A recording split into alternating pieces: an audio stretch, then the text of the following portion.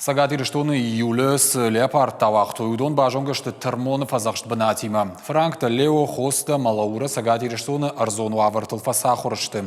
Ваин сардона ма уруха саугадаттам вахш. Соланканынс хахон рахты. Апаныз ухша балсвадма кашын специалиста. Курбошты фарсыжонынс сифандактылс фасаунс ама шараштаккам фервитен суй. Баракканан тарвитен сорашей науката Академии экологии ма эволюции фарштата ирташан институтма. Леопард в течение какого-то времени, скажем, 2 суток, 3, может быть, суток, он примерно на одном месте. Это значит то, что что-то его там держит. Ну, что это может быть? Ну, скорее всего, добыча, еда какая-то. Одна из самок, это Лаура, она охотится в основном на копытных. У нас есть данные об охоте на косуль. Хоста, она специализируется в основном на средних хищниках.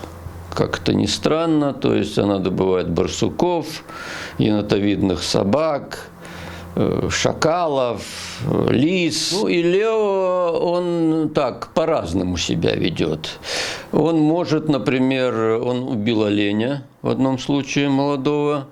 В нескольких случаях барсуков, енотовидных собак, то есть у него нет таких особых предпочтений.